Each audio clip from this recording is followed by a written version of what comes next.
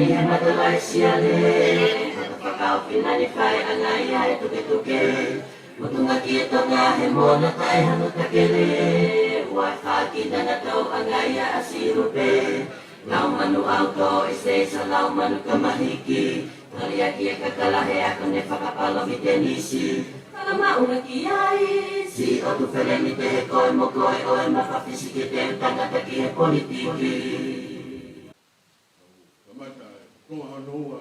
Katoanga malari mo whakahistoria e hako ene. Kai ke tau toi rahi rea ki ai, wena ku mō mea hanga tonu mai pe ki ai. O ngatu wai ho tau ahau me ko whonu tāpuaki. Tau e mo e ahau whangalai one. Te ua pe poka Ngaahi hoa, au Ngaue malalo. I hope for Finian and Ngaue, I Apaconi Babega and Tolko, Rotonga Ngaue, Dabini. But I'm already no for how can I have a tongue to Mufana Wakope. Wakai big fear, Augusto to go now, Toffee Lock Monkey Tongani. Kifunga Manamo'ui or Manatu time go in and now Henya, Tanrot, Fanganiga, and Ngaue, Moyoki, a woman for the forget time. Kaya kito ay lahat ko ayaw kiuda. Ako ay maapobe ko ay tapaki.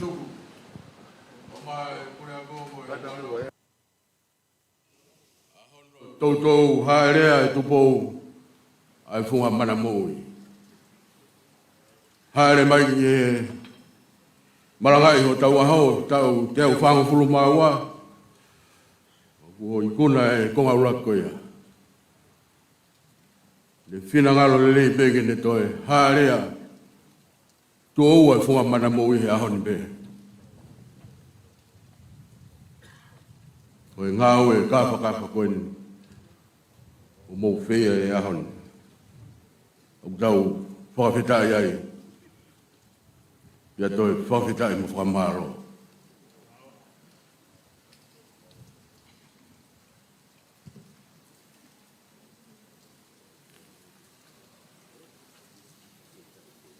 Tau koroa ia koki he koroa maari e ne whakakoroa ke ki Majesty. Akalolo tonga ka mai hoi ko si tuku. Tau koroa ia i pe mahalo ko tau rawa i pe sāpatea pongpong. Ko tau hoko atu taha holo ne fui ngahau ke maasila. Pia ngila.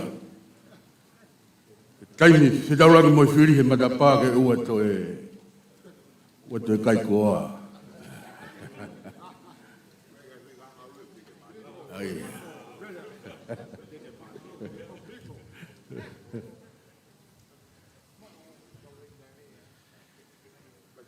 Marila.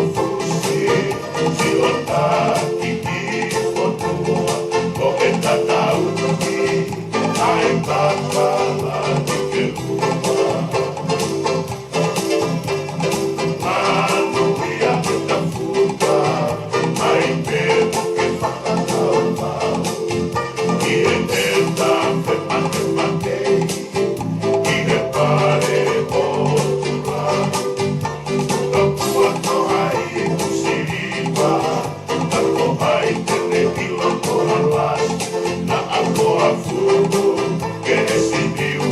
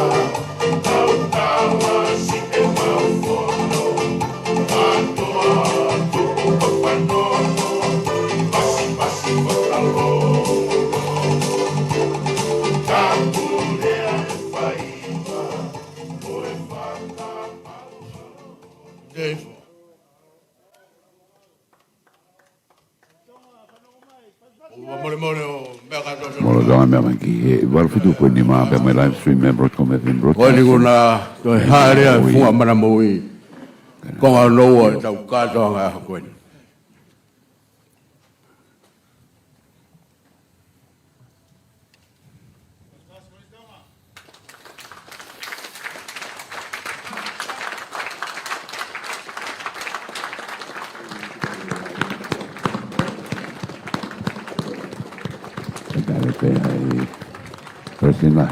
Pasal dia waktu tu Kolisi Tupou, pergi Kolisi Tupou, macam Fakalangilangi,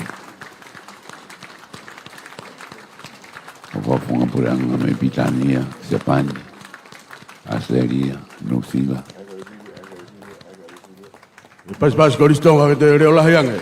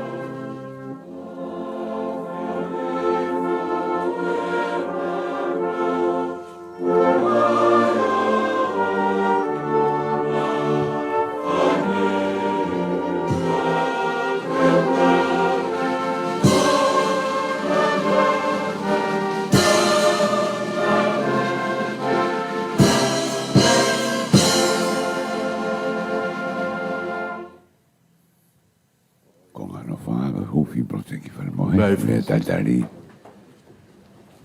Presidente Kolisi Tupou Tonga His Serene Highness Prince Tungi Fakaafe Manamo'ui Tamoe Afio tua mafi. Nai Moimoi kia Tupou loa kia Tonga. Tamoe hau tu Tonga. Wale Afio King Tupou ono. Fakaafe Fakalangilangi katoanga whakahistorian, a koe Patalonia, kautaha e Kolisi Tuku e Kolisi Tonga. Tamu tahine Kuini, Kuini Nanasipau'u, Kuini Veina Tonga. Tamu Benis Kalauni, Bodoa Ulukalala, Mo fare ha mo of. Tamu Benis Tungi, o President lahi e Kolisi Tuku e Kolisi Tonga. Tamu giha maf, pe mo hoi ki o whanua. Tamu atu uhi, au maa katoa ki sopo tau whahau. Mafito ki Manamo'ui, Muhammad Apure. Tamu e Premia Tonga. Poka Meriku. E mista e ako mo ako Ngaue. Au maa e hoi mista ako tobe kabineti. All foreign dignitaries and diplomatic missions who are present here today, welcome. Tamo e President yo siaswe silana tawatai na Tonga. Ako e whaiwhikau whakatui. Whaiwhikau toketa te vita, kolo ai havea, pamuhalot. Tamo tare ki tako mo kau. Tangau ko tau bengai patungai pulianga. Tapat puliak, mabai kau whai ako mo whanau ko Tonga. Oi Kolisi Tonga. Tapat i Ngaahi mātua tau whanau. Tapat ki kau tokon Presideni. Mo hoi Kolisi Tuku hono ko toa pe. Kau maa Ngaahi, kau ngā mea Kolisi Tonga. Te whakatapu ki hasola mo bulangi.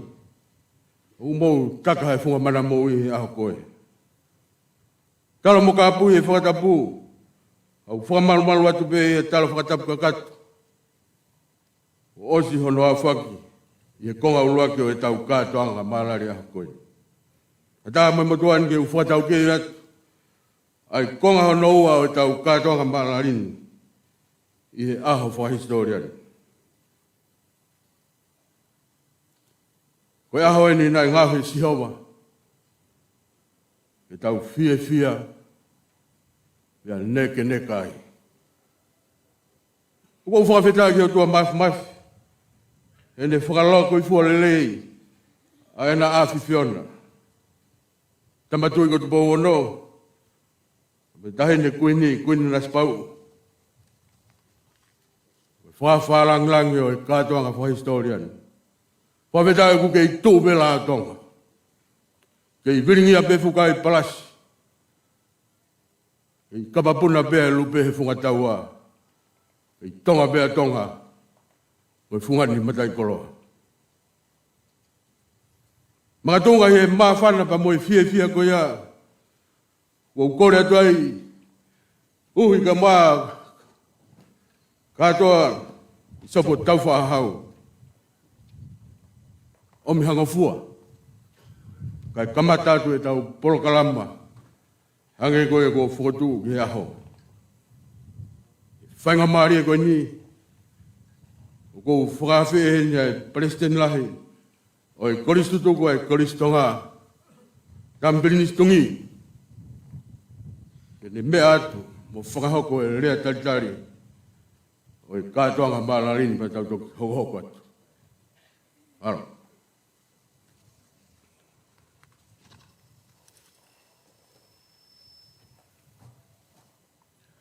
Tapa mo e Afio e tae mai he wani tau katoanga mo ia i e Funga Manamo'ui. Tapa mo ha Afio ki Tupou ono ko e tui o Tonga. Tapa mo e tahine Kuini Nanasipau'u mo e whare o ha mo e ofu. Tapa atu mo e tui ate iho tui wakano mo hoi ko e whanua. Tapa atu mo Honorable Huakawa Meliku, ko Paremia o Tonga, Makahui Oiki Mr. His Excellency Breck Batley, Australian High Commissioner to Tonga, and the Diplomatic Corps. Mr. Stefano Mochi, World Bank Representative, South Pacific Country Manager. Tapea mo Reverend Tongatapu te vita koloa Havea, Palestini, Siasuesi ala tawa taina Tonga, mo kau takelotu. Uhi, katoa, holo pe ho mo tatao fue Tuku'aho, mo ta Afio kawa, ai tau whātunga mo tua tala malu whanua me he ongo apa. Kau Kolisi tutuku, mo kau akolo Tonga, tau tātare rei ane Afio aki ho tau pas.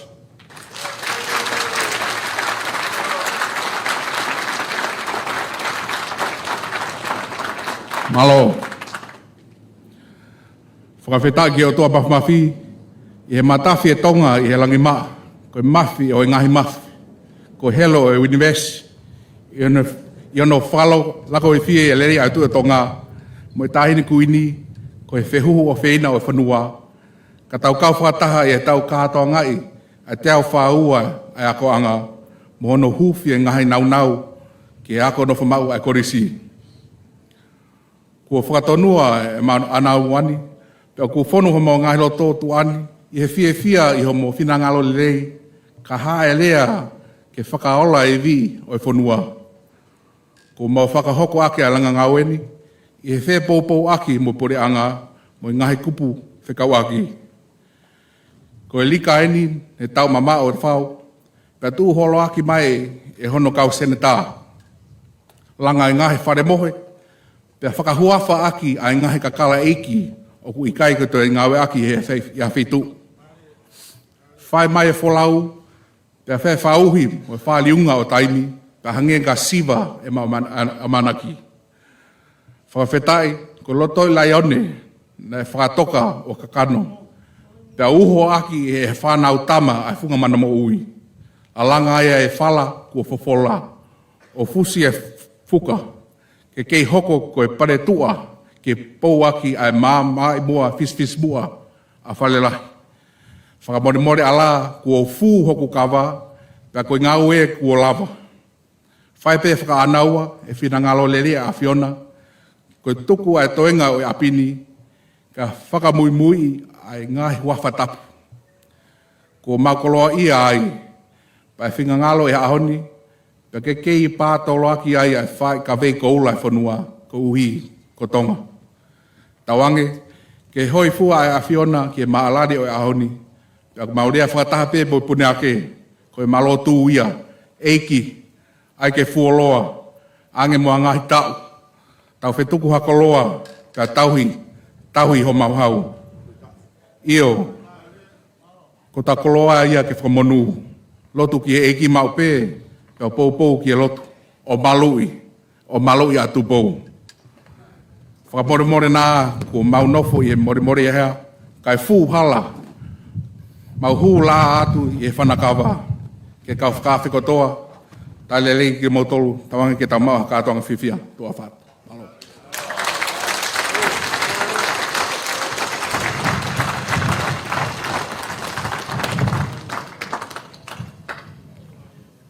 Whawhetai, tari maa whana e tau kātonga.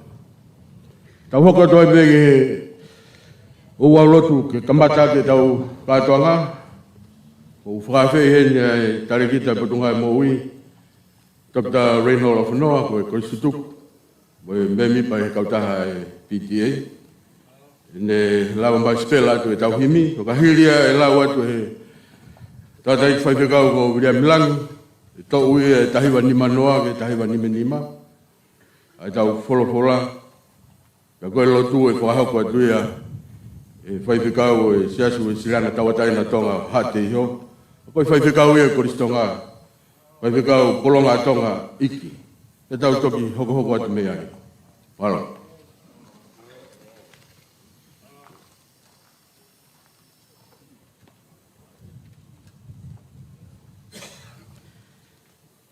Ko wholofola himi e kamata aki e Ngaue e mamafa o e ahoni. Ke whakailonga e aki e tāpu aki me he tahe mai ko koloa ia e Funga Manamo'ui. Ko no nima nge au whitunga fulu maa walo e himi Lima fituvalu mo katake o mea haki o lunga ke tau hiwa.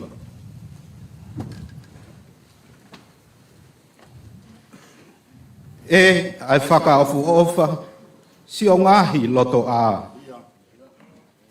Eiki mohu hosi te la a o hoku lau maari. Mea masani ange whau si o Ngaahi whare tapu. Hori hoku ata mai ke umaunga nofo ai.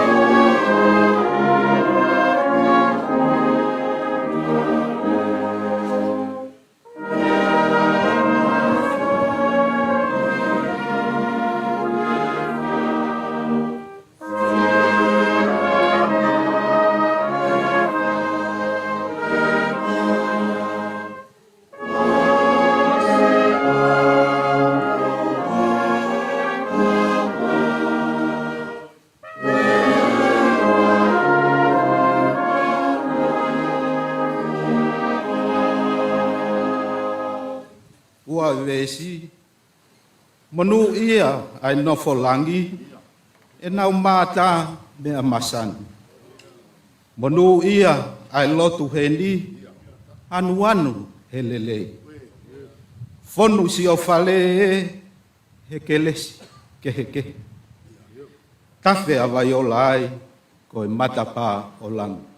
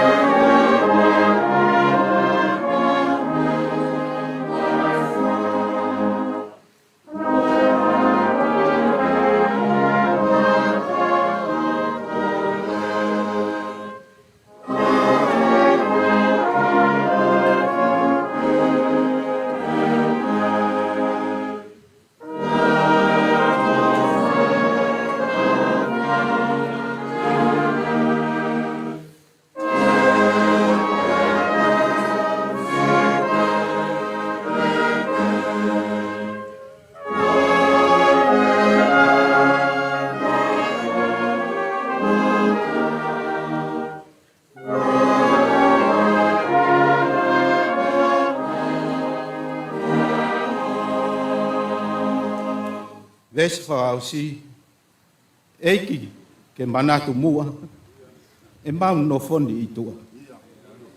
Whanua e sika ina e, ai ke fonua i ho whare. Ka maulaka atu heni, tupu ai pe he kelesi. Toki iau he taka mua, mātaa ia ai o tua.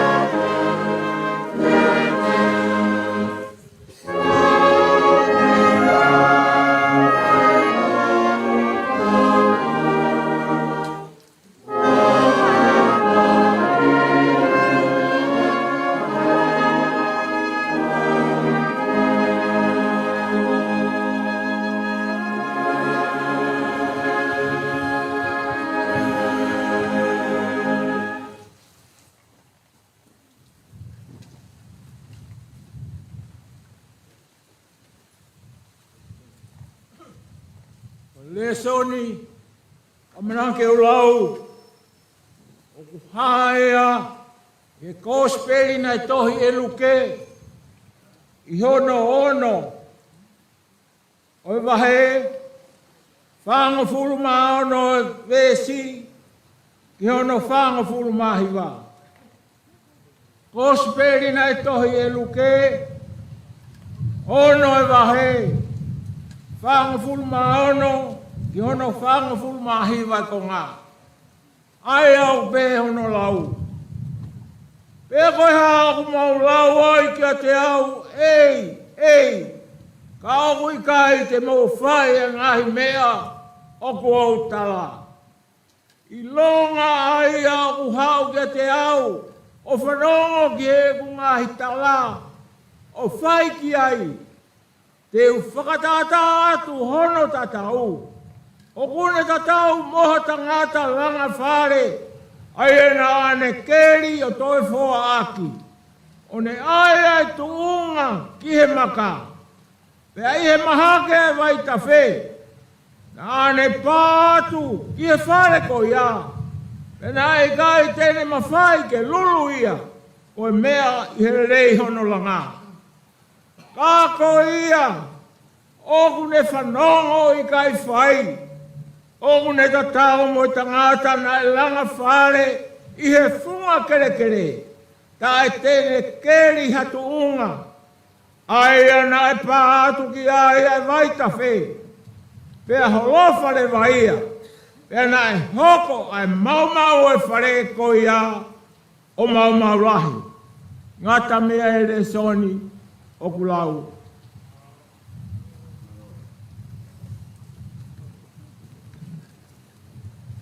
Ke tau rotu.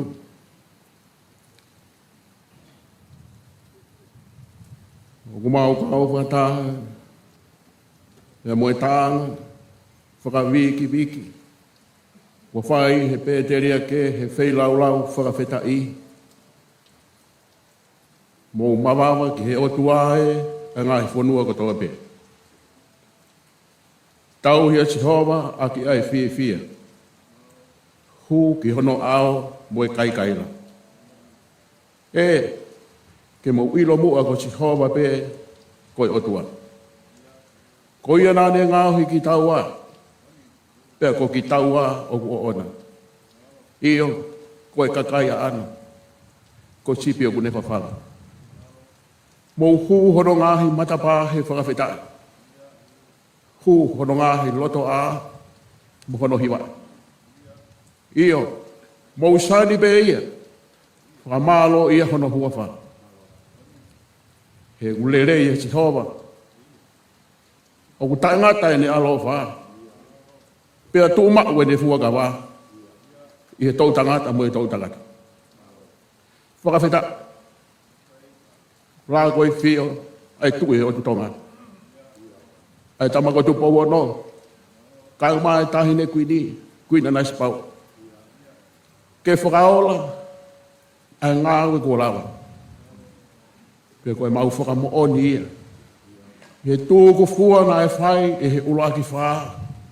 Koe otua mo Tonga, ko ia ho mau tawhia. Neongo koe viso neni, na e hange o ku haa whakawhanua mo unga. Kata ko a, koe mamalu a mo hukube. He ko mau whamu oni ko maa i moa ai otua o langi mo mamani. Pe ko mau mata Ngaue pe i hono maafi mafi. Pe koe tau kupu aki. Ai tamatui, oi otu Serenite. Kai o maa hou eki o e whanua. Eki paremia, kai o maa hou eki minister pe mo e pure anga. Pangea mamani. President lahi kai o maa ai hou eki Kolisi tuku. Sea o BTA ka maa Ngaahi mātua. Pea mo e whanua whoki. Isa, ai tonga ko toa pē, i tongani, mo mulina whoki. Pea aku me iti ai he ahoni ai o hai, ka maa ai kau te kula e funga Manamo'ui. He kua Afio a Tupou. Peke Afio ai pe, ai Afio na i ho mau hau tama ko Tupou ano. Ke hoko Ngaue o ku whaini. Ke makatuunga i, ke maka. Ko pā ere whaka Immanuela mai, i ho mau loto ngā. He neongo e mālo i a Ngaahi matangi, pia tawhi a Ngaahi wai. Ka e tuu pe, a ke nau tolu ko makatuunga, ke he Afiona, ka ko ho mau atua. Pia hoko atua e te utangata. Kua whai, i he funga Manamo'ui. E ki ofa, ne mate mātonga. Whai ai honolo e Ngaahi fo i ngahau, ko ngahau ia o toa. A koe laione o siuta. Koe mate mātonga. Tā poa ki mai, a ho mau hau, pia ke whakamalu. Ho alo o wha, ke tamatui o tonga, tamako Tupou ono, pia moe Ngaue, kua mau kamatani. O ko mau koreni, i he hua whape o Sisu Christ, ka kua mau Fakamo'ui, e meni.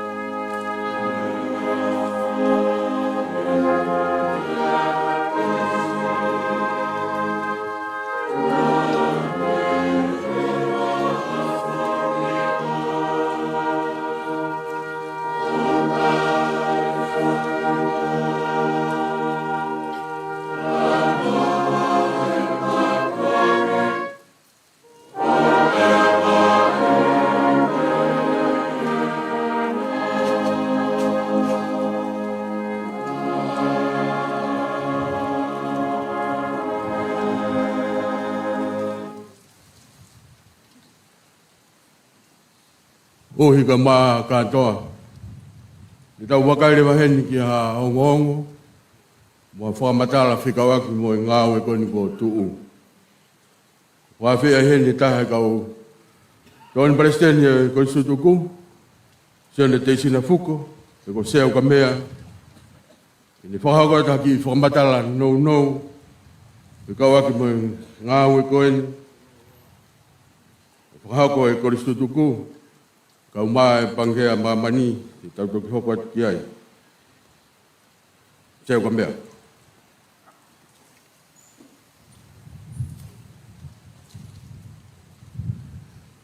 Tapu bea moe, o tua mafi. O mohono lau maari e ui ho tau whio hiangani. I he palo me skoia ka whakatah. Hatoko ua, pe toko tolu ian ua whaa. Tene ia apuaki, pia mutari huu. Tapu ke tu ito tonu o Tonga. Tupou ono. Ka koe pataloni, tuku whakaholo. O Kolisi tutuku Kolisi Tonga. Tapu ke tahine, Kuini o Feina o Tonga. Kuini Nanasipau'u, Tuku'aho. Ka moi whare, oha mohe ofo. Tahine Kuini. Niongo e popo uri e aho. A kai fotu e Afiona. Maalahi e langi. Pea ulo e laa. Sauke. Koe kaute kou rai. Uhi. Katoa. Isop tauwha. Tata ohi po be mua. Ai fue whaifatongia. Ai toko kia sea ka mea. Ki imotua tungi. Ke whakahokat. Ai whatongia. Mo Ngaue kua lawa. Talu me e taimi. Na whao ma opo ai e tau whaahau. Koe helo e tautahi. Ai whanuan. Tui hapai. Tui wawao. Tui ka nokopolo. Whao e ngahi lao. Whatu me wharearea. Whaki me konistu done. Pirigia mo e fuka. Ia lavai. Ke talite tauatainga. Ai whanua. Me ngahi whanua. Iloa mo hau o tua pureanga. Whakawhita. Nā toka pēha no whina ngalo. Ki e mea lalahi e ua. Ki hono kakai. Ke nau lotu. Ki o tuang mo'ui. Pea uki e kakai. Ke puranga he mani. Pea mohono a ko. E lau tohi. Pea moi tohi. Ke lava. Ke mama e tamai. O kakai o Tonga. Ngā langa Kolisi ko Tupou. Ka nā whakatau mua. Ke pao toloa ke lotu he whanua. Ka toi whina ngalo ke langa e apia koni. Koe hui. Ke whatongia whakapureanga. Ai ai ai ngahi yako. Ma olunga. Me ngahi klas. Na whai he apia koni.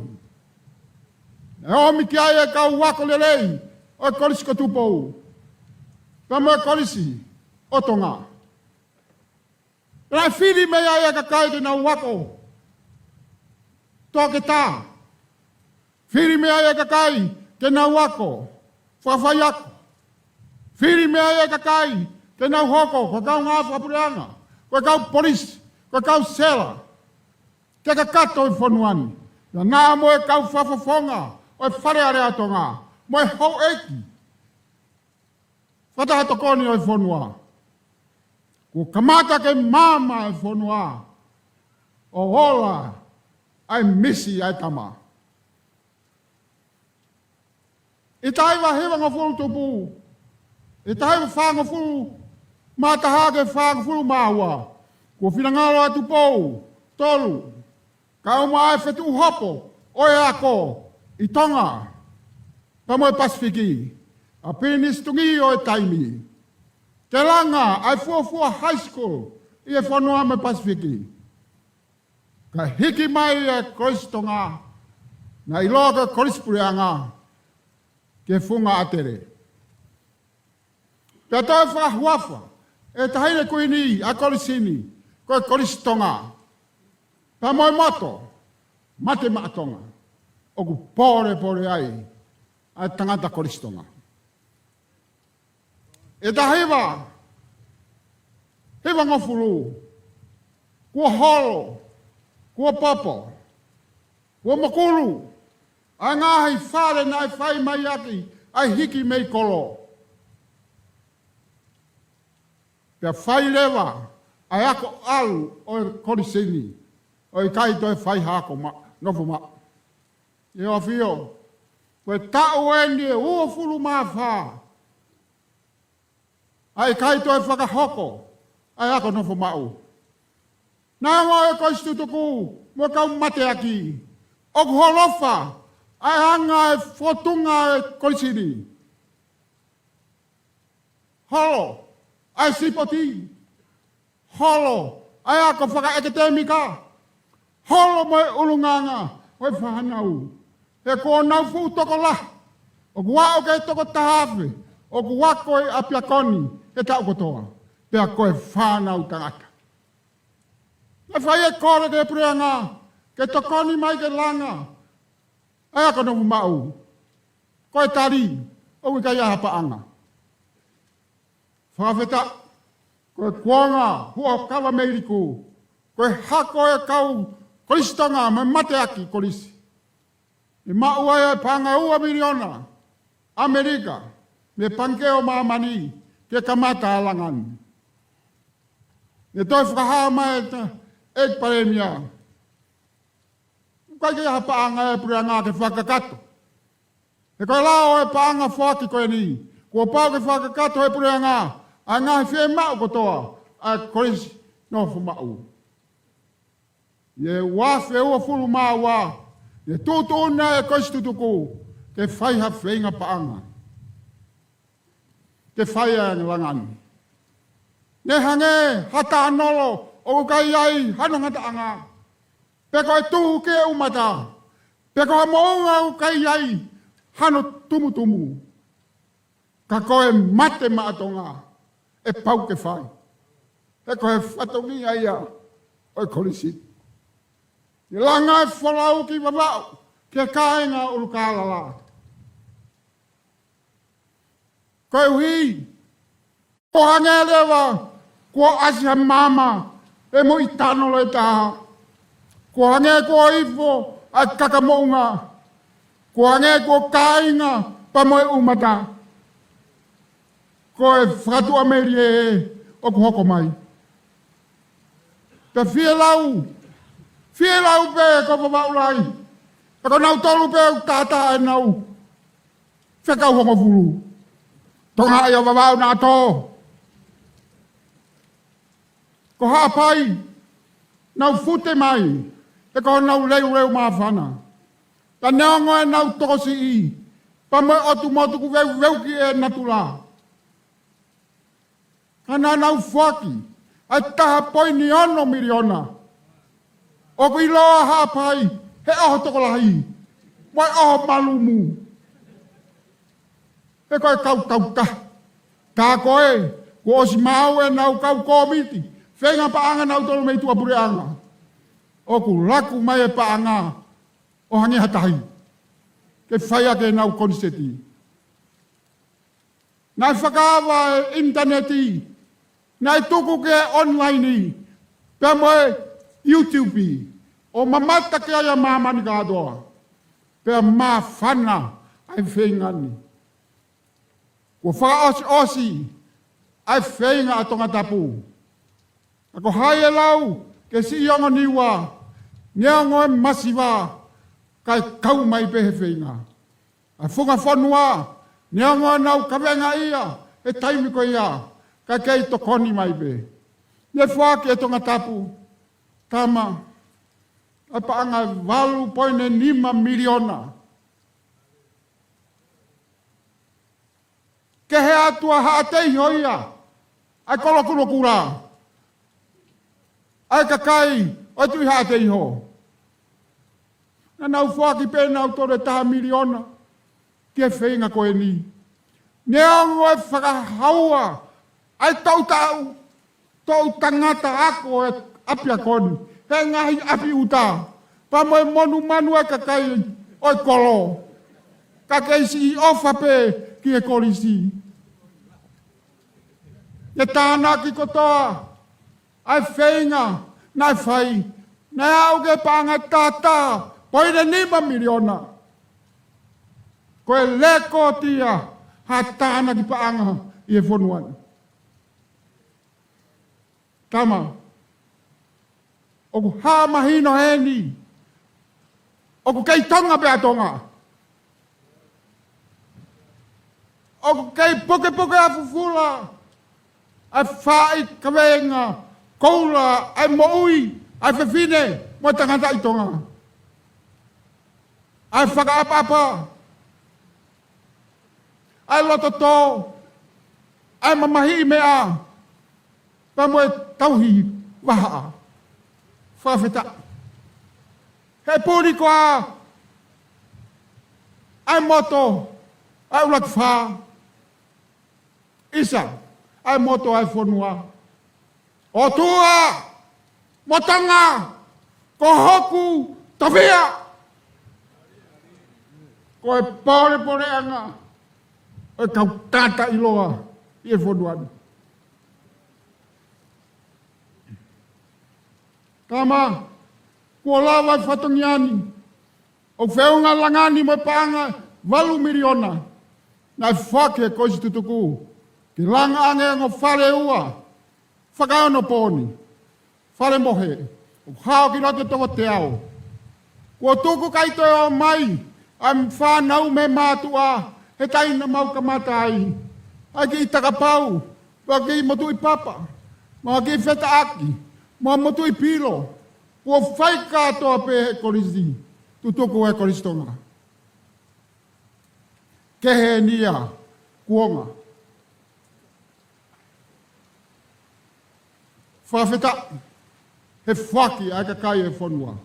Koe langa Fakalakalaka kua. Koe uraki koe hau mei olunga. Me he pura ngāpa ma ngai whanua toko ni mai.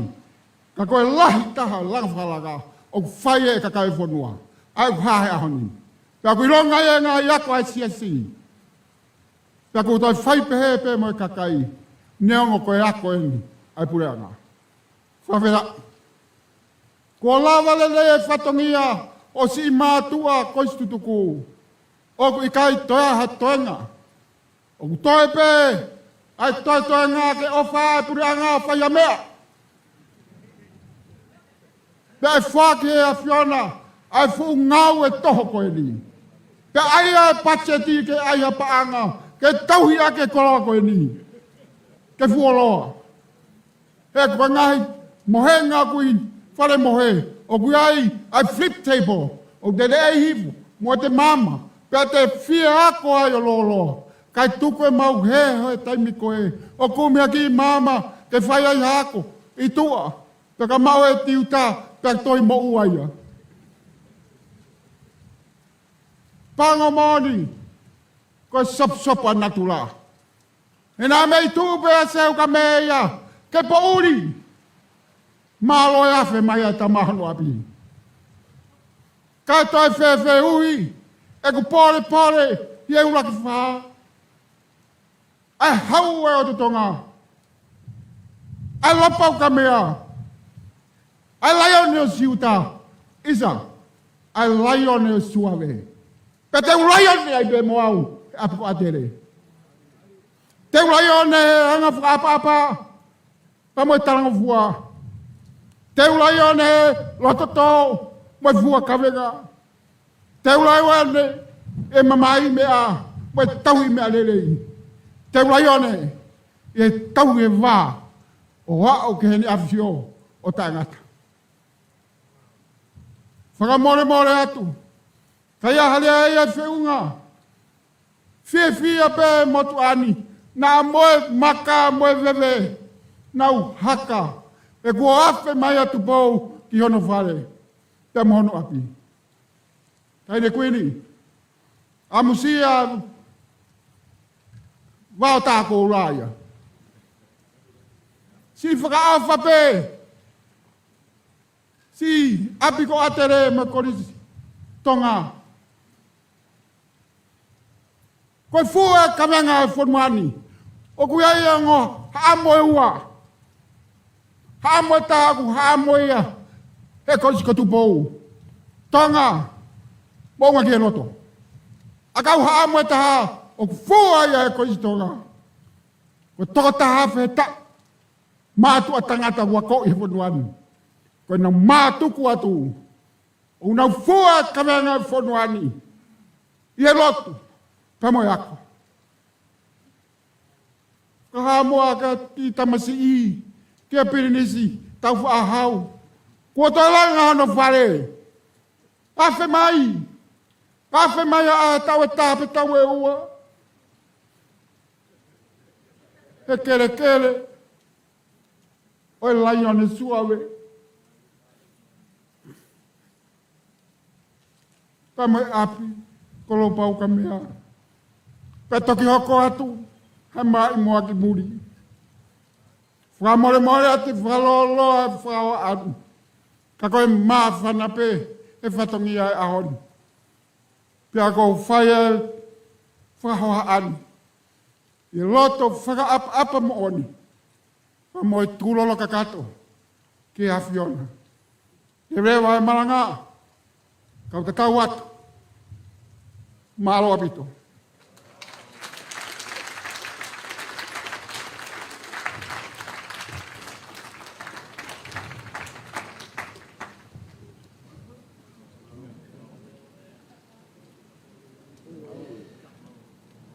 Whetaki ma foki ai Kolisi Tupou. Mo e pureanga Tonga. Pangia mamani e no whapaanga. O Ngaahi whare mohe whou koni e ono. O ko manaki e tau Huufi. Whahoko atu e he pure Ngaue o he putungai ako. Iskeri oko haki i whamatala. He kawaki mo e Ngaahi whare mohe e wha. Kone e lawe tua seu ka mea. E whapaanga mai e pure anga. Ma whou i e tokone e pangea mamani. Iskeri oko.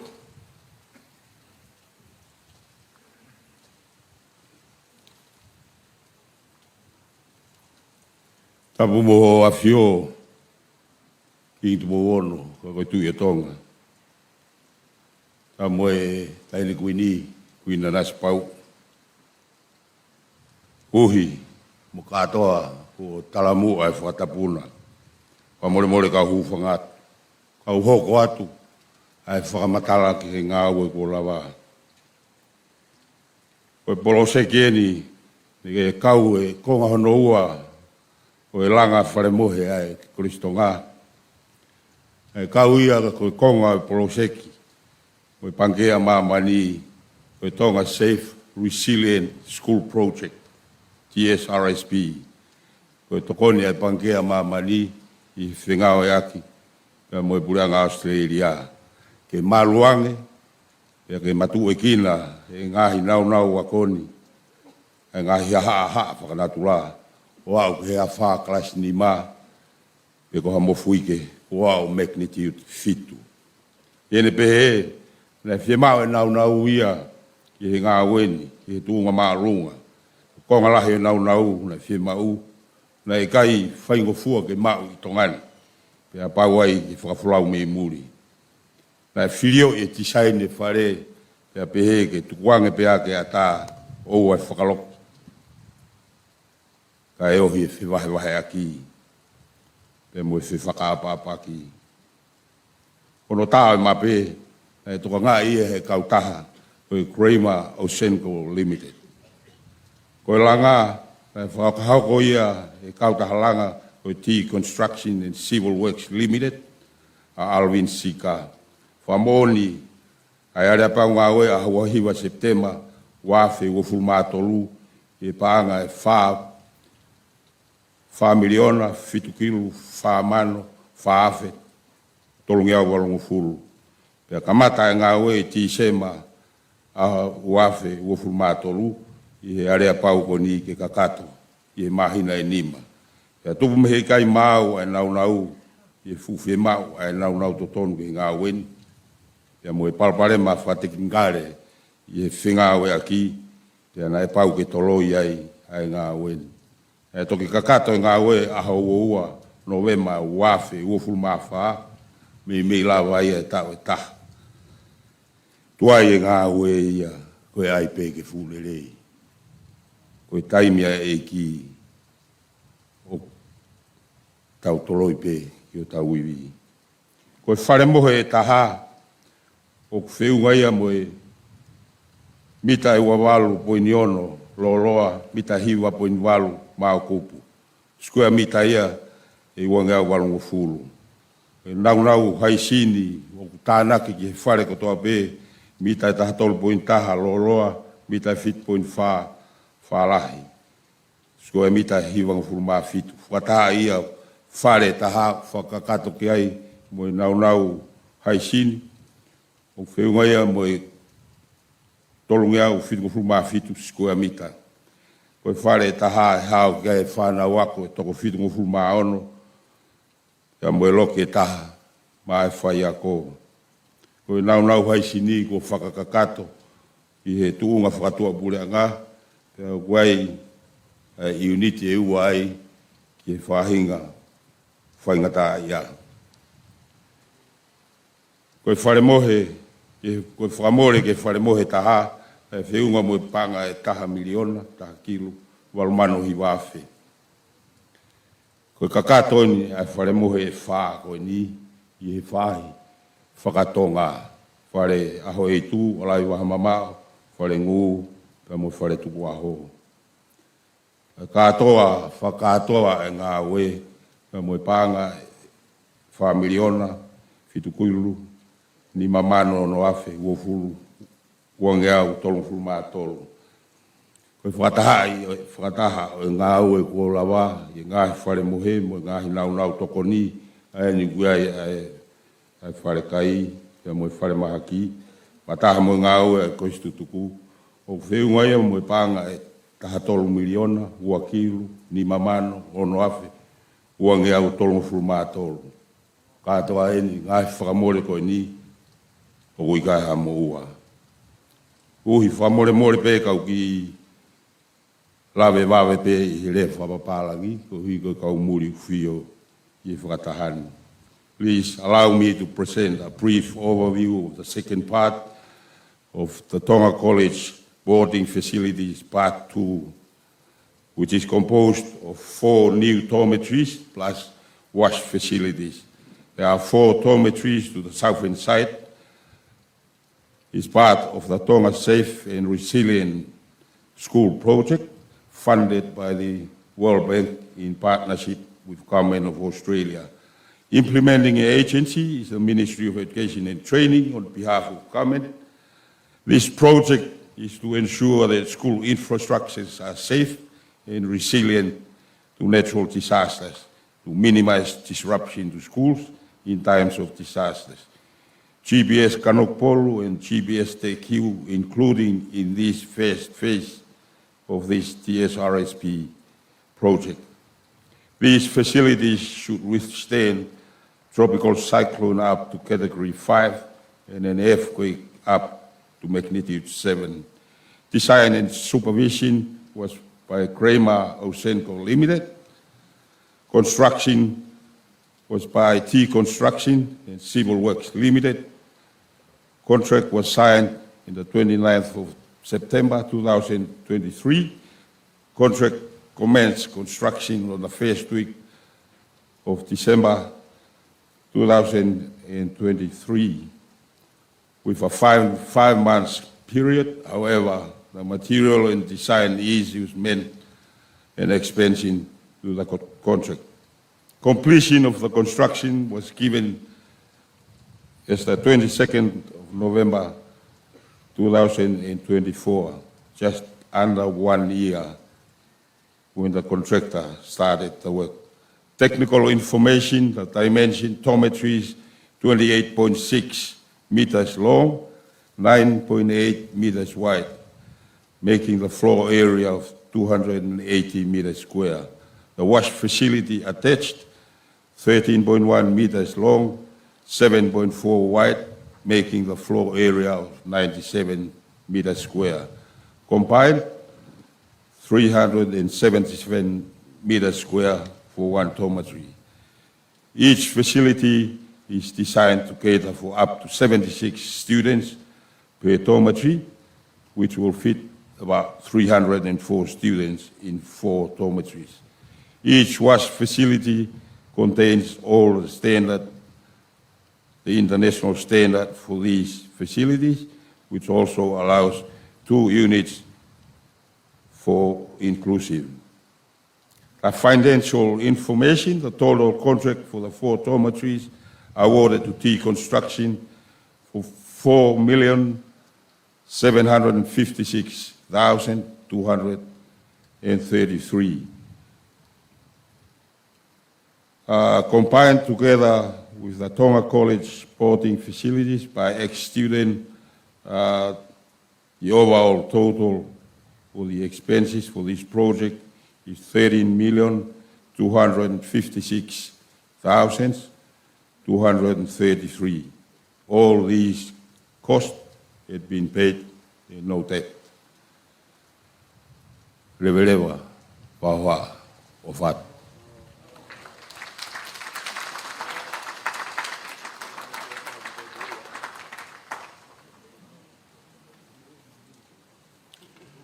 Oi mo kawato, ka hoko mai ni ki halea. Wa fia ku tau kau whataha ni ahon pe moi Regional Director Wangea Mamani, Ki afe si bege he Whakabritania. You are all aware that today's historical event and celebration would not have been made possible if not for the World Bank and the Tonga College Old Boys Association. At this moment, we are so grateful that we have here with us today the Pacific Region Country Manager of the World Bank, Mr. Stefano Moti. So therefore, may I humbly now invite Mr. Moti to please come forward and deliver a few remarks on behalf of the World Bank. Mr. Moti.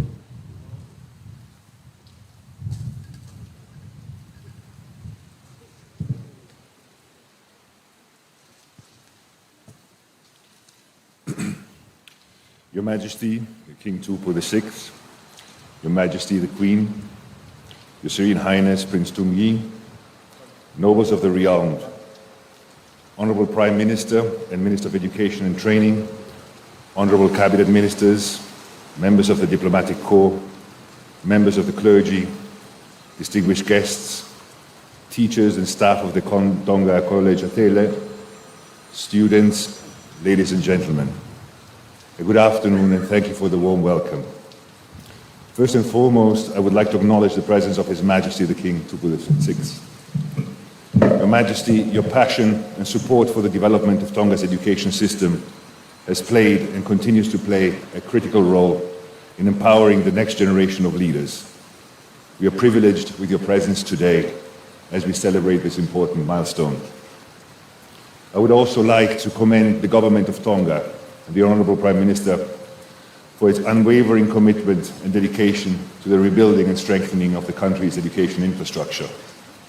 It is a true honour to stand before you today as we celebrate the commissioning of these new dormitories made possible also through the Tonga Safe and Resilient Schools project, supported by the Bank. Through the Tonga Safe Resilient Schools project, the World Bank is pleased to be supporting the government's effort to strengthen the resilience of Tonga schools, and is doing this by strengthening, as we heard also from the CEO, the resilience of school buildings to natural disasters and climate change, but also by strengthening education systems, including for curricula, assessments, and information management.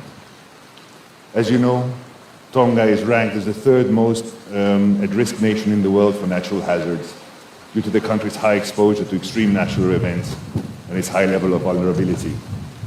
The impact of Tropical Cyclone Gita in 2018 highlighted the vulnerability of the school infrastructure in Tonga. And in response, the Government of Tonga committed significant resources through the Pacific Resilience Program project to reconstruct and strengthen Tonga school buildings, laying the foundation for further investments, including through the TSRSP project. Building on these lessons learned and in close partnership with the government, TSRSP has been scaled up to a total of almost $30 billion. The funding is being used for the improvement of the safety and resilience to educational facilities nationwide, at 60 buildings benefiting over 6,000 students. And I'm very pleased also to confirm today that we have sent an additional financing of $21 million to the board for the board's approval next week to help the government scale up and expand the breadth and the impact of this critical project. As we gather today for the commissioning of these facilities, we're celebrating the completion of new infrastructure, but more importantly, we're celebrating also the beginning of a new chapter. A new chapter for boarding here at Atele, at Tonga College Atele, but also a new chapter in the resilience and strength of Tonga's education system. These dormitories are a testament to the forward-thinking and tenacious approach that has guided the government's national and community efforts to strengthen the resilience of schools and to provide a more inclusive environment. All school infrastructure built under the project integrated and took into account not only climate and natural hazard risks, but also specific gender-based considerations and requirements and access needs for people and students with disabilities.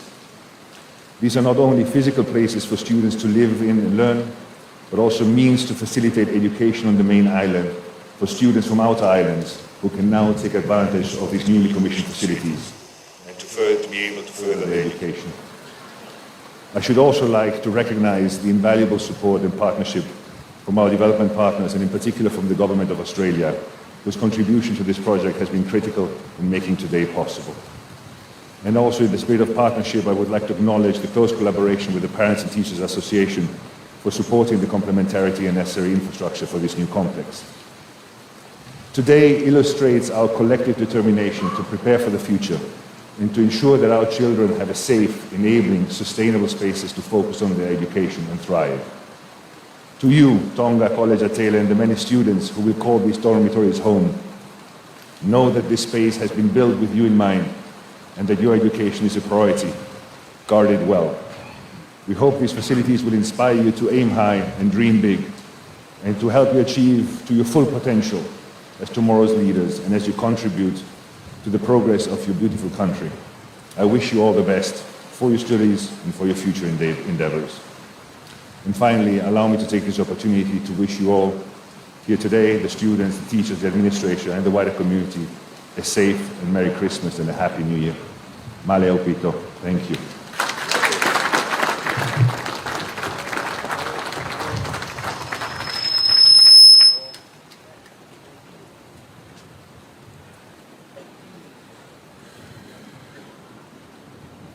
Tau hoko mai ni ki a hiwa me akalolo tonga.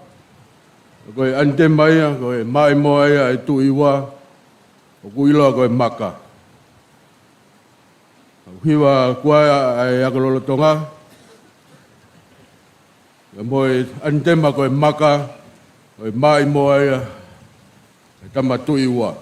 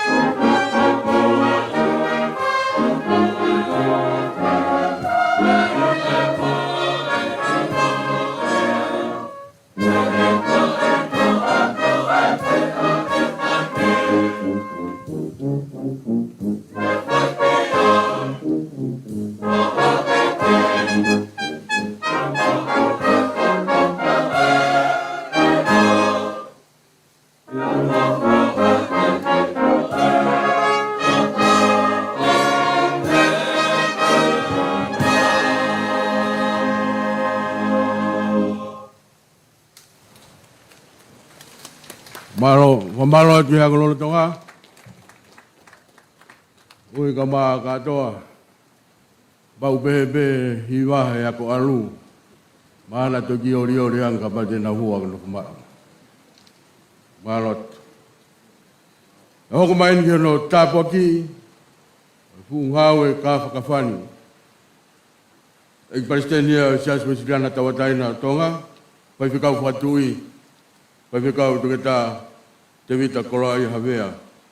Te moe lotu tapo ki.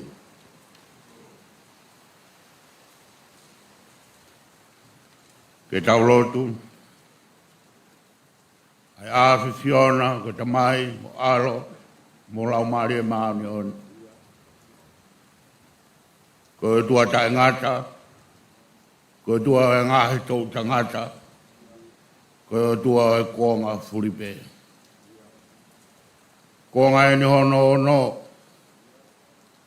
maa e moa, langa funua, na e tanu maki, mei he kamataanga.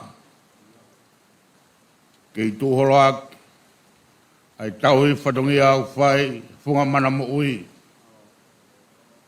Tunga e haerea e Tupou, ke whakakoloa, ke hoko atu, ke kei tūholo aki pe, ai tauhi whatongi ai Kolisi Tonga. Ko mauhi Ngaahi, ko tari e Ngaahi whamatala, ke Ngaahi mea ofa, ke Ngaahi tokoni, ke whototo ku whai, e he pureanga mo e pot Ngaue, mo e pange, rako lawa e whatungi ai a koia. Ka mau un watu e o tua, o whalala ki he tāpu aki, moho alo ofa, ke tāpu aki a Ngaue ko hapai, e Kolisi turuku, e Kolisi Tonga, e he whunua, hapai ai visone, ke kei matauhi, ke mate maatonga, haka kai e awhi mai i koloa koeni. Waka maulo tō, ke Ngaahi koloani ko e koloa pe o mamani. Kono e tolonga e tai misibe. Ka mau hu ki he Afiona, ke lahi ange hono aonga, i hono iwi whakangata-ngata. Tāpua ke Ngaahi whare koeni, ke iai a Ngaahi tōu ako, e om ki ai whanau a e whanua. Ke nau mālolo ai, kuhi ko Ngaahi programa o e ako, Ngaahi programa o teu iki nau tolu, kuhi ko e kahau. Neongo e whakafuafua ai tangata, ki he mālohi o e matangi mo e a wha. Kau ka whinangalo e a Fiona, ko e haha mea e tuu, ka e tupei, e he mafi o e a Fiona. Ka ko e lotu ia ai whanahangani, ma whao mai mua ho kapakau alo o wha, o ke Huufi ai Ngaue ako tāpua ki. Pea malui ke tolonga, pea malui ke aonga, pea malui ke kakato ai visone kotoa pe kua whukotu o uhinga ai whatongi ako ni. Ki tamasi ako, e hifo mai me he otumotu ke ako, koeni ai teu kua whai. Siango mātua, e tūpe me i kauhara, o whahifo mai haki fo, moe amanaki, ko teu eni kua kakato. Moe mio ako no fumau, he ukiai e koloa, o e ako no fumau, o ku fie mau ia, ki langa whanua, o ku mawha i Tonga. Tāpua mai a ena Afio, ka mai whare o Tupou, mōnau mokoi, ke oana auha ai whanuani, ke uhi koe masiwa i lo. Kai hoko ai ako angani, pia moe kloa koeni, koe whakatu maari e, o e whanua he lolo tonga, pia moe kaha. Ik pare mia e ka mai pureanga wa fonga e pange ako tutukue mo ki mau tol ko tope o mau popo o mau loto mo mau loto e tapo ki mau tol e ahoni pe mo Ngaue Koini pe fai bo ta ngata ye sisu Kolisi ko mau fa moi amen.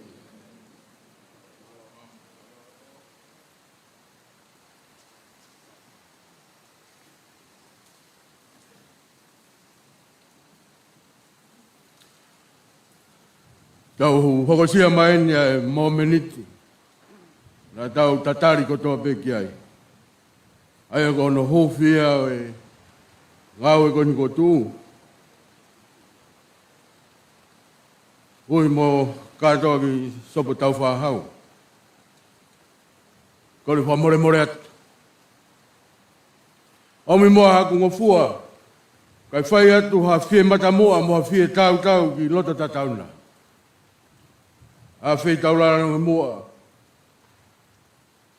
Ai na afi fiona. King Tupou ono ka mai tahine Kuini, Nanasipau'u. Ai haarea nge mua Huufi. Ai Ngaue Koini ko lava ko whare kai fōu taha ia. Pēke ngahi whare mohe fōu e ono. Ko whakanau i ka kato ka mai senda ki he Moimoi. Mai Kolisi Tonga. Mo menit whakakoroa Koini.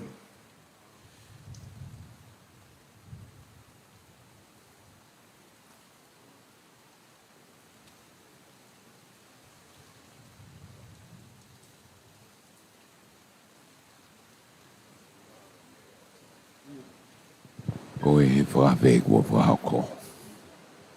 Tamatui. Mas mai yakalolo tonga. Pasi leo lahi. O whakama. Huufi e whare fōu. E koe whare kai e ninga. Whare me kai tamatui.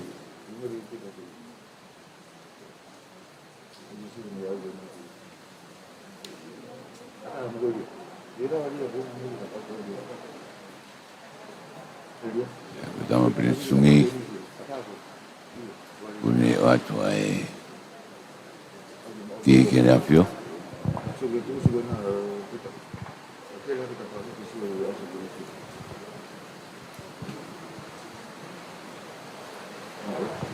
Osmi tafit me o frumawa. Kuna kuni whakawai. Apare. Osmi tafit me taha komol.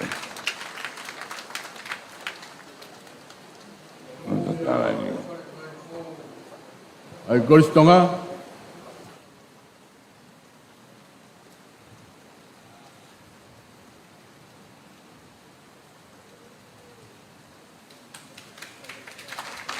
Pas ko do mai jai.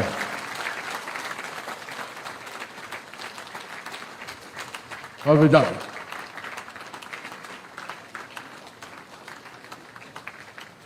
Udai Ngaue.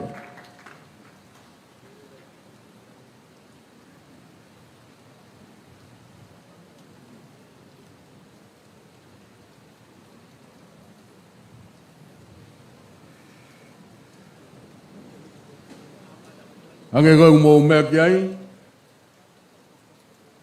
Kamata pe Huufi o whare kai fōu.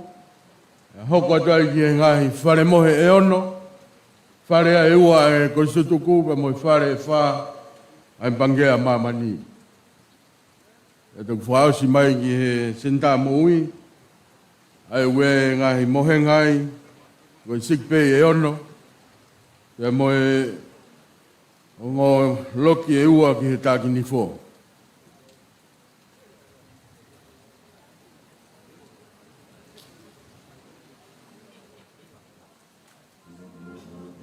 Oi. Kakapare whakani e hukui a ki loto malama ke hao ki ai toko Fakaafe. O sei te pile, mo sea, peka e peito, to e whanau-nau a ke stainless steel, ai kopate, mai ovani, ko fo ia no fo ko ya honi ko le rita fo mi ta hanya ke ngai ya ko no ma'u ia pasu Tonga e tu ngai no alu ke tu nga amuri ko ba e ata hange ko e taimini e lava pe me to ko wa pe ha ki ai ka fo ko ia e Kolisi tuku kina wanga o loko ia kada uko wako ko se mai te pili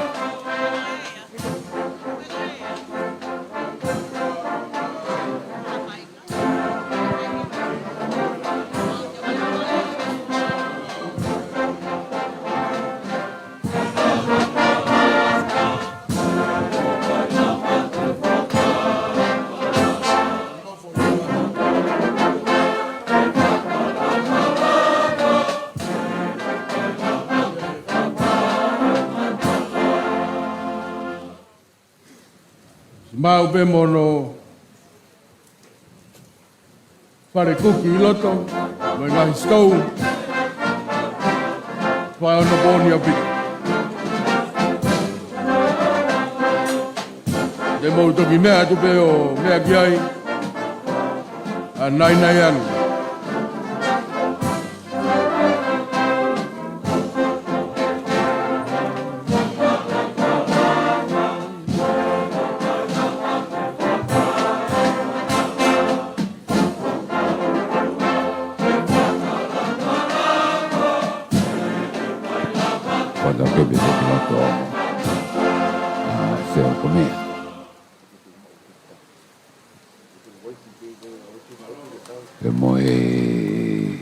Iskerio come poi Ngaue ako. Proprio auto perché è premia.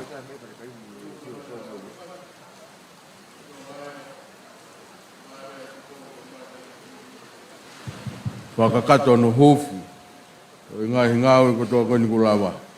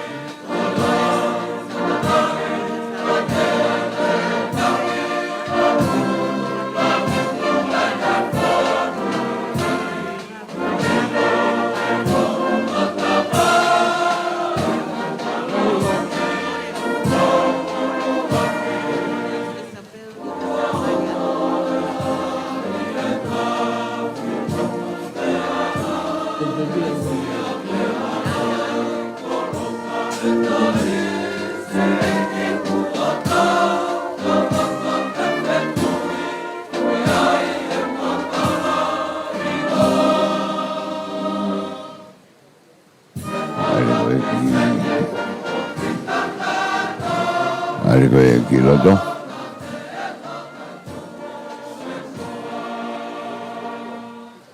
Como tal, porque Keynote que ngai mo hanga to ku panka ku runga mo la lo ko se be mama la to reading like ai now aqui é mais que te pili la po fold a ko piki ho signal now a to mo se ai e mara mo be mo ki mama ko ni ke now e ke ya to ta hai la lo ta ke ho ha do da hai mo ngai o ma piko ta mai o ma ke la wa ha se ta mo mo na ko ya i la lo kono kana una o ye ko o fare ke o ke ko a no ko ko to ko ngai fare ko to be o we be ba fun ko to ai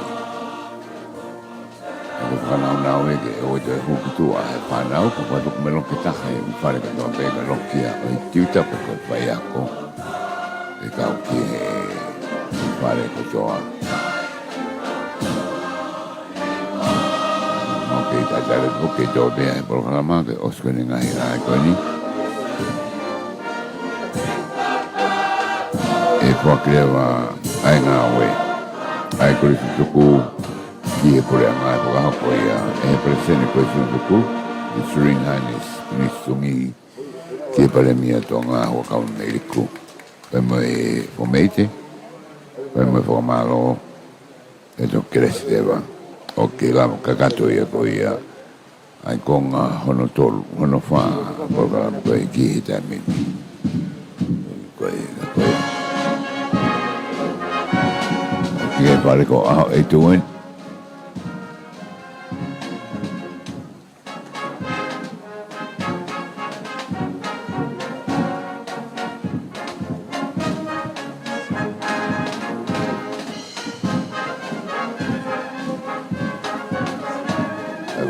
Tuku tapot ko i loto abia ki mama ko mi loto abia ko ke me hala vai va mama o quando vai mu Tuku'aho pe a Famahaki pe a tava o mo Tungi e me hala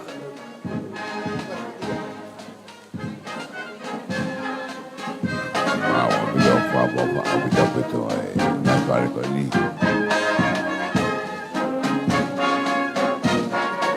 Mawe moka mo simawai doa i pare ko doa oi wai a mesh o si ma me tu ai me pa so aka ai ma pa luva ko mo ta ko ni foi luva ta ha o pa ngai fit noa ai foi la luva ta ha ko venga ia ko ke patala ke tutune paga mama ni ke malama he upare ko ni matuaki a sakoroni fikanima ko kere grade 5 mo fogatari mo town pipe da va pega hareni kurio ake me pare a etu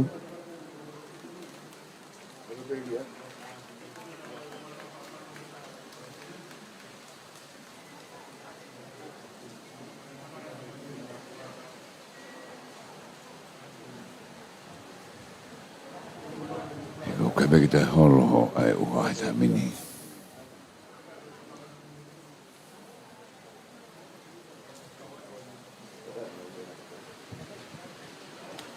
Asma me usimang o asfono mo usimanihi sa mini. Mihe uhape iya.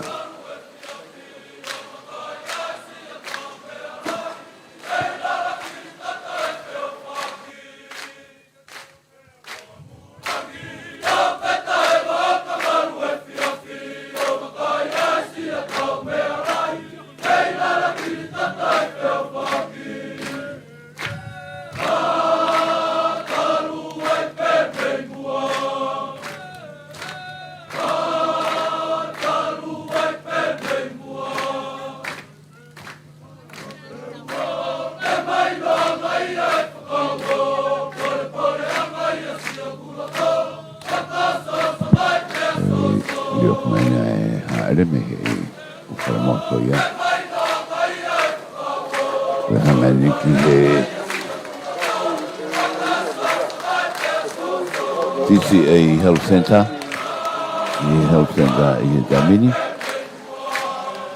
yang ada Aldamati.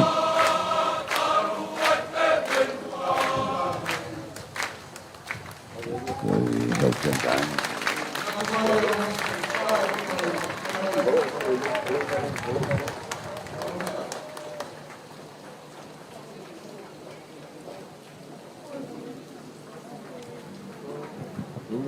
Aman ni Health Center i Tamini. Bapak pemui wanita ni for hari bapak umur Ngaahi. Bapak foto tu Tongatapu Majesty.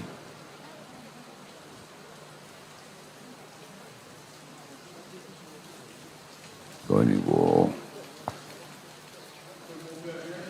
Fakalakalaka pemui.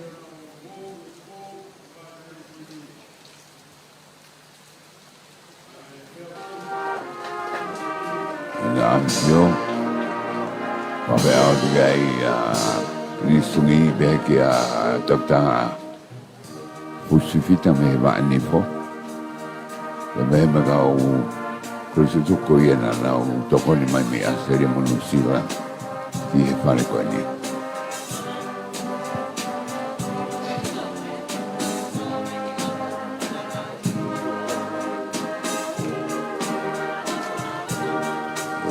Waka koe la tau o smau ai umohenga.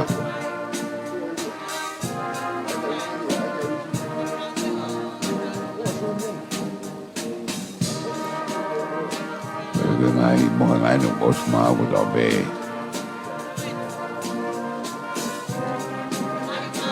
Ai kame pēha koe wot pēia koe ai koe.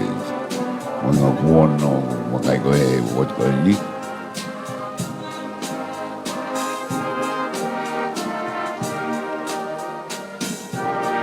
Wargo, como la wargo. Moto ni osmave magi sankro, magi sea que to tane sipo to tan taufi. Mopo papo ito de wakai koe ki ai.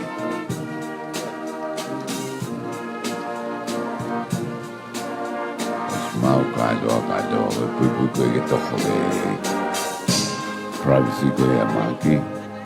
Osmau mo ia begi ai me ulunga. About it, really. Probably don't. Ngai mo ngai no deo kai ngai par ma ki muri. Before I time.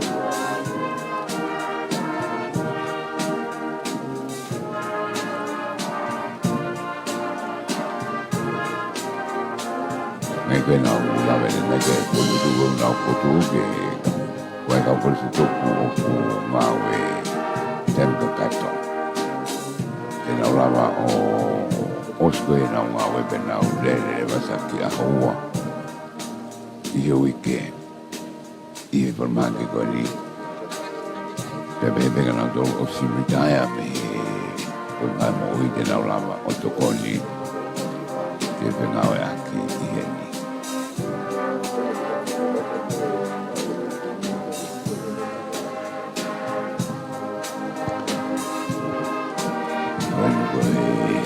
Ada mari ni farmagi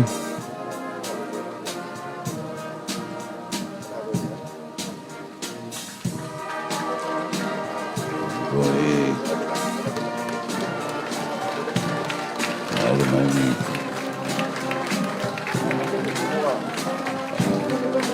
tagalo mai kita Kolisi Tupou liwat lagi Afio Ngaahi.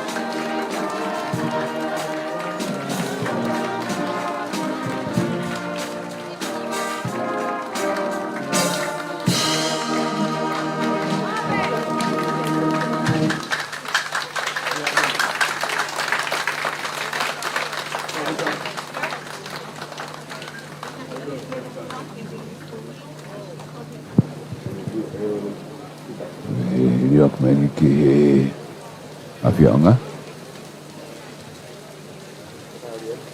Kita me foke na e wa ko ya ni ko no foke ni Ngaue e Kolisi Tupou ki he pureanga. E wa ko ya e Tungi. O presidente Kolisi Tupou ki a Fakamanatu ko e premia o Tonga.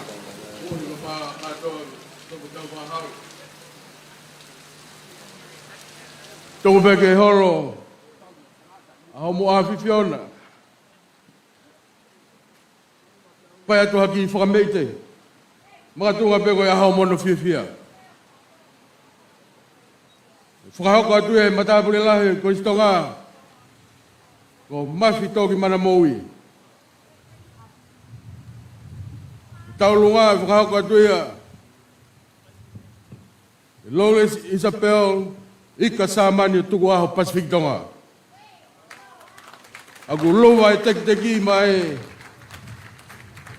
Fakalangilangi e hau e whanua King Tupou.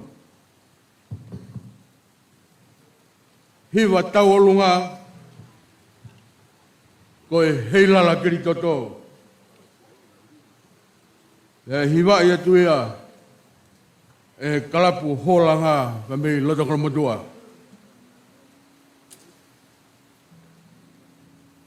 Mau bebea tau mai.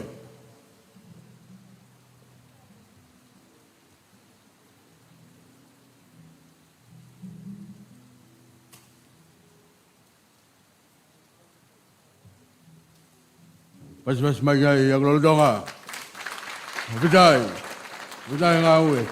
Malo ofa. Tau langi o Tuku'aho. Lole Isabel I kasama ni Tuku'aho Pacific Tonga. Langi tau lunga hei lala kiritoto. Kamoy kalapu holanga lo tongol mudua. Teu mai no kau whakapare mo no kau tula whare.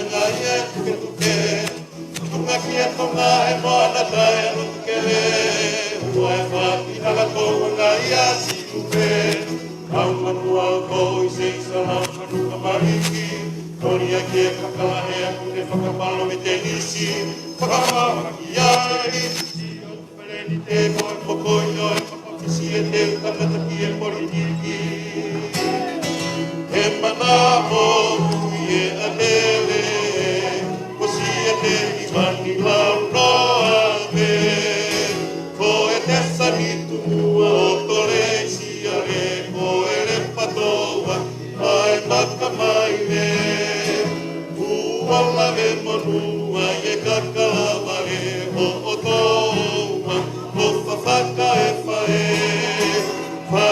Fakae Mataki, Funga Atele, Tuku'aho, Funga Lotope. Funga Manamo'ui mo'ono Fakalakalaka, tua moloko makita pekosi ale matate au.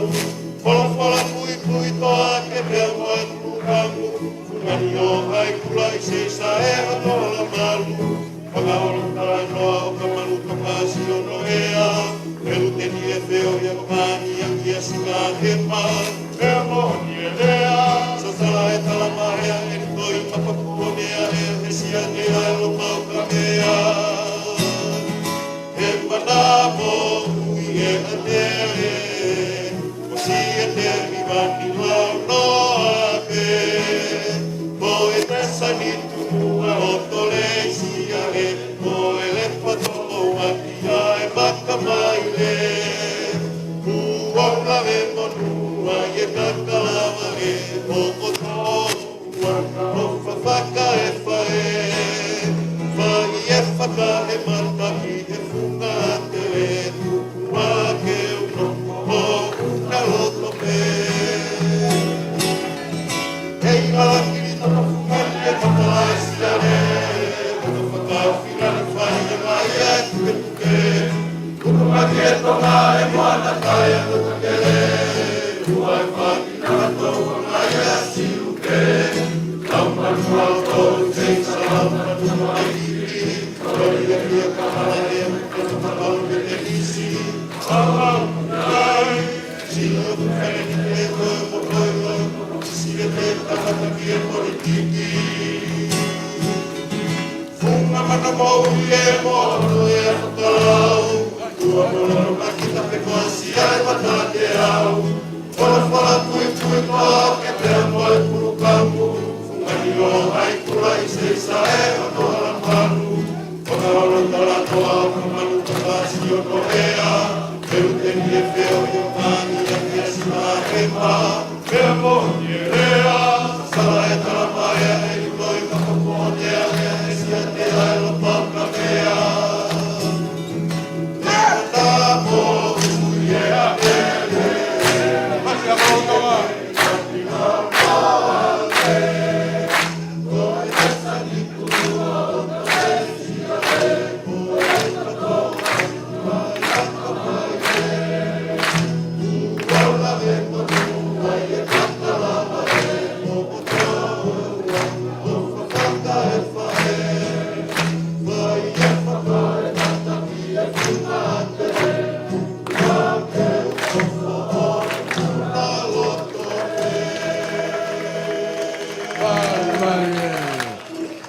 Pas le lah kiai.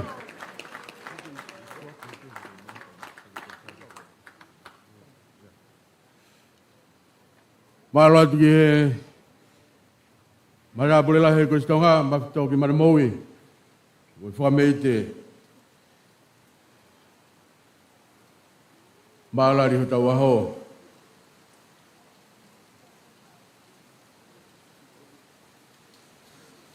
Malo tamai.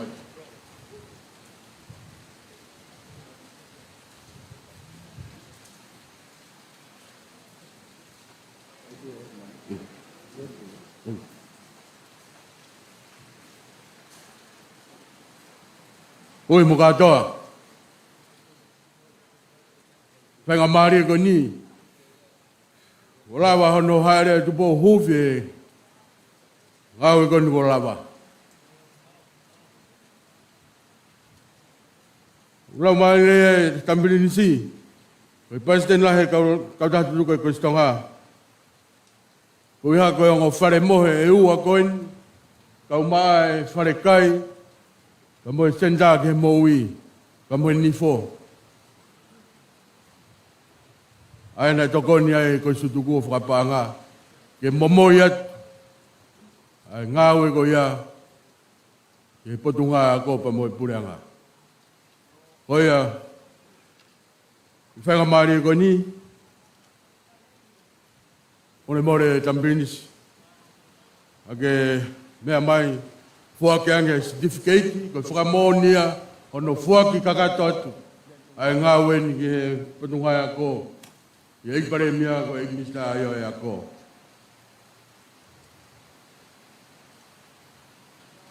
Pas mai ki ai.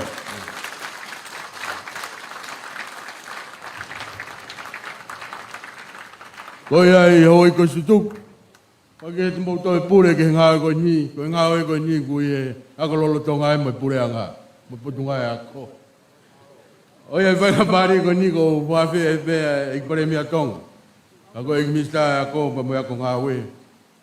E mea mai ao whai atu e tau whamalo.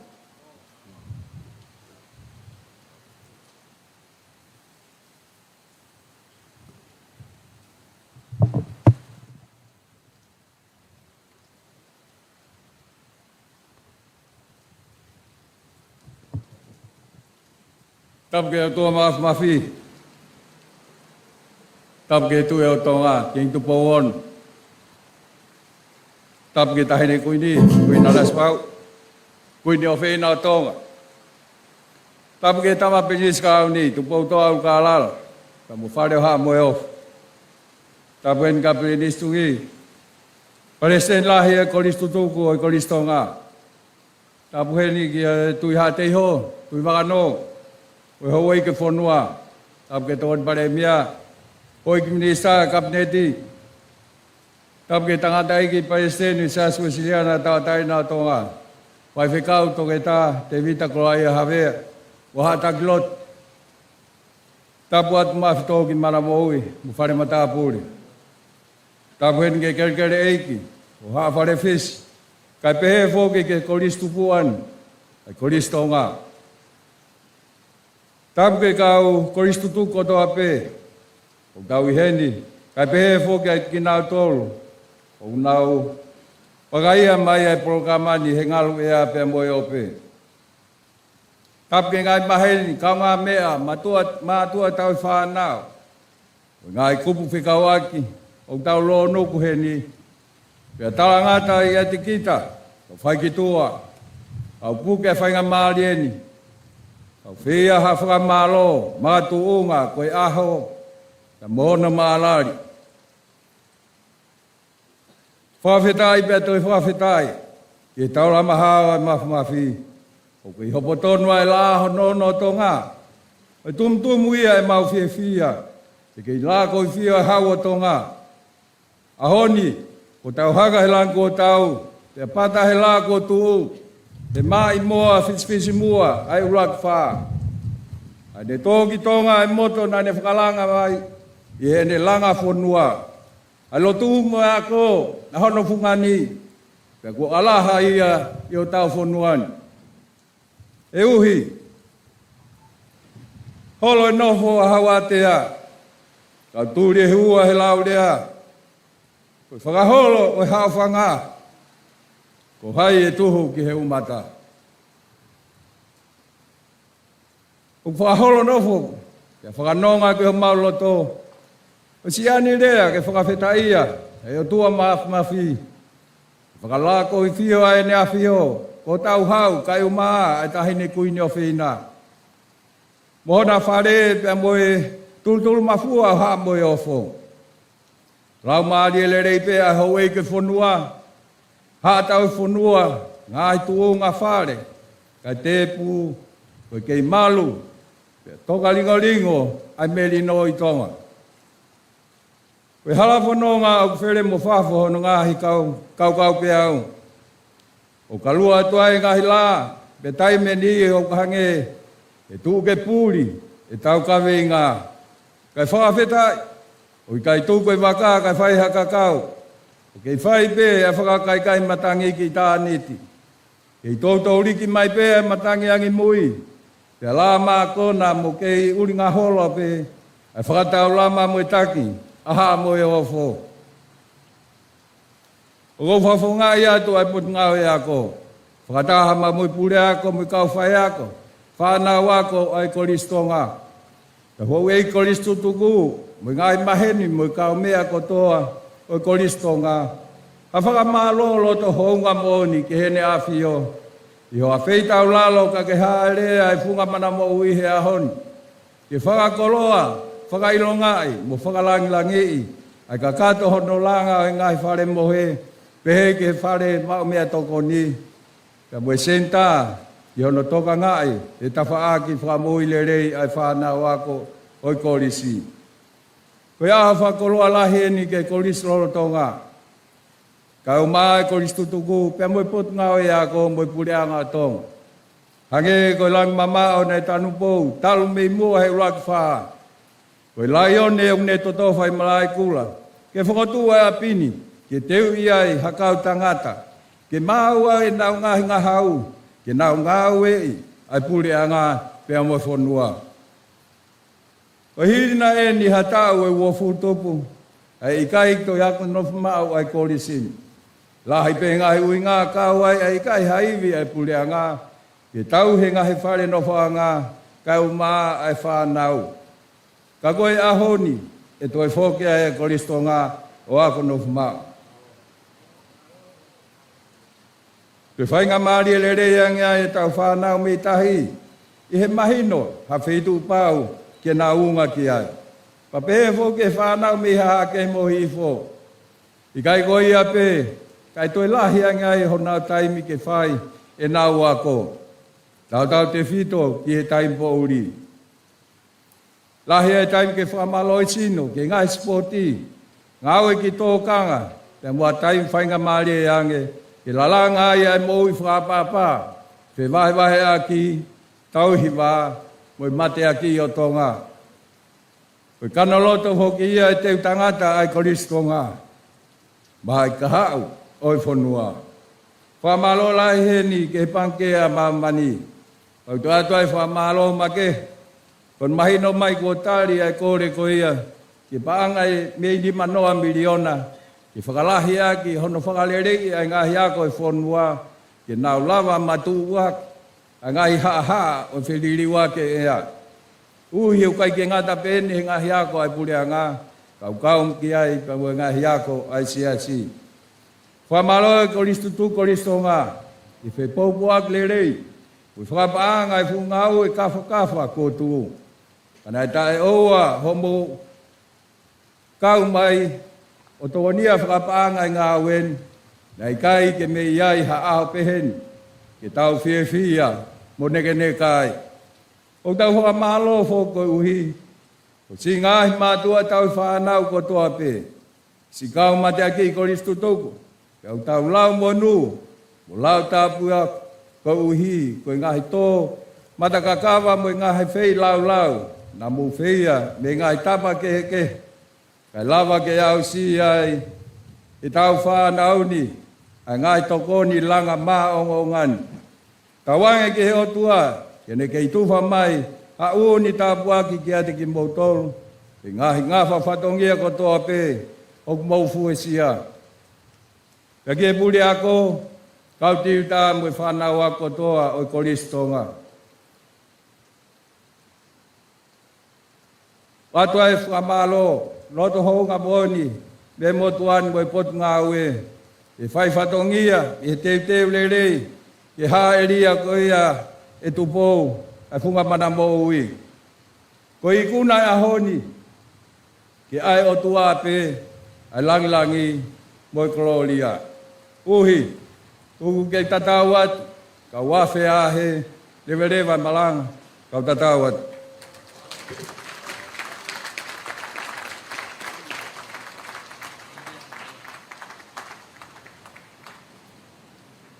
Malo wafe e pe alai pasteni.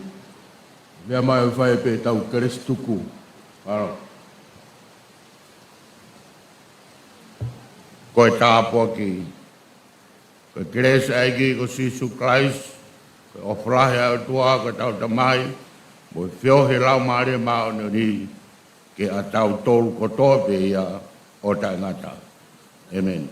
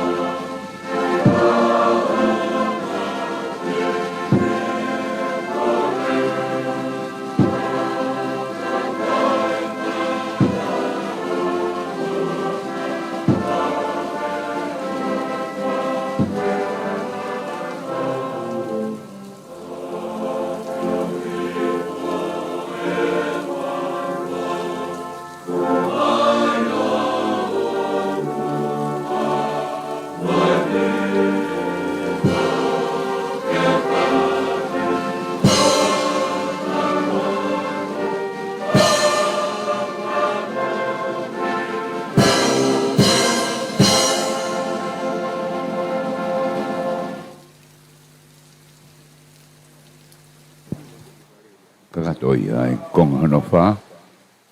Huufi proseki whanamohe. Kuna e Ngaue ka Fakaafe a Kuini. Kolisi lolo tonga ka mai ko tuku. Hip hip! Ai mai e moi leone. Hip hip! Hip hip!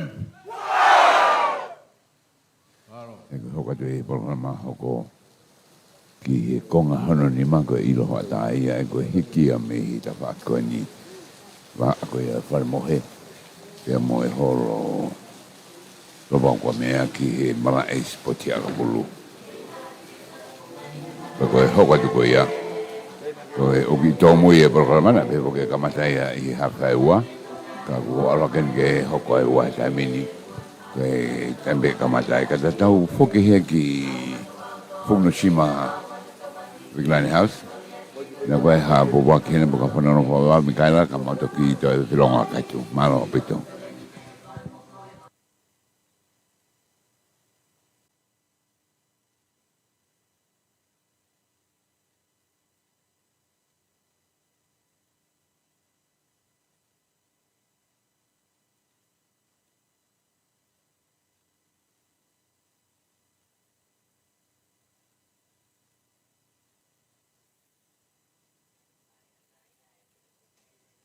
Tunga ki Tonga he mona tai hano takele. Ua whaki nana tau angaya asi